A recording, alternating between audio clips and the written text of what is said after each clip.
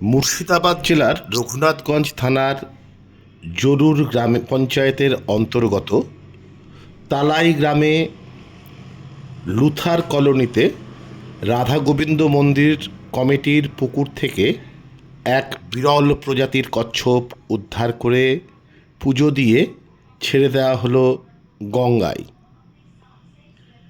সোমবার সকালে রঘুনাথগঞ্জ সদরঘাট এলাকায় ধর্মীয় আচার অনুষ্ঠান মেনে পুজো দিয়ে কচ্ছপটিকে গঙ্গায় ছেড়ে দেওয়া হয়। স্থানীয় সূত্রে জানা যায়, বহু বছর ধরে এই কচ্ছপটি রাধা গোবিন্দ মন্দিরের পুকুরেই বসবাস করত। গ্রামের মানুষ তাকে বিষ্ণুর অবতার হিসেবে মান্যতা দিয়ে নিয়মিত পূজা করতেন। সম্প্রতি পুকুরটি খননের কাজ শুরু হওয়ায় জল ছেঁচে ফেলা হয়, ফলে কচ্ছপটি জল থেকে উপরে উঠে আসে। তার নিরাপত্তা নিয়ে আশঙ্কা দেখা দেয়, তাই গ্রামবাসীরা তখন তাকে গঙ্গায় ছাড়ার পরিকল্পনা করেন।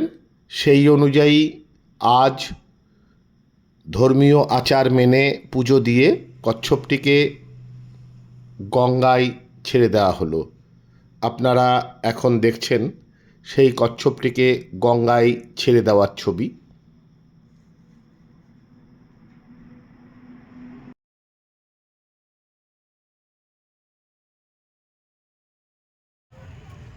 ব্যাপারটা হচ্ছে যে আমাদের যে পুকুরে এটা পাওয়া গেছে কচ্ছপটা, পুকুরটা দীর্ঘদিন ধরে মাটি খনন করা হয়নি, তো যারা আবার লিজ নিয়েছে পুকুরটা তারা জলটা মেরেছে পুকুরে।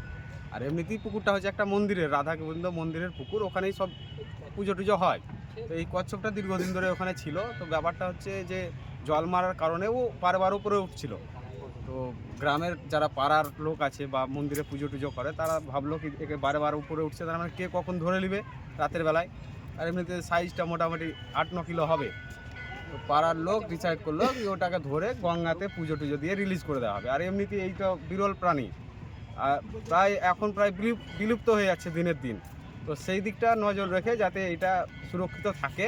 এবার পাড়া গ্রামে হয়তো এক পুকুর থেকে আর এক পুকুরে ছাড়বে, সেখানে হয়তো আবার কে কী করবে, কে ঢিল মারবে, কে কী করবে, আবার ধরে নিতে পারে।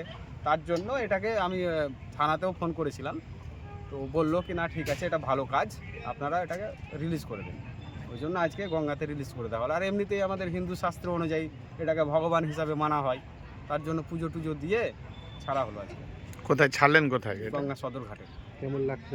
খুব ভালো লাগছে, খুব ভালো লাগছে কি একটা প্রাণীকে আমরা ওখান থেকে এনে এখানে সুরক্ষিতভাবে গঙ্গায় ছাড়তে পারলাম। ভালো লাগছে। আপনার নাম? চন্দন সরকার, বাড়ি কোথায়? তালাই।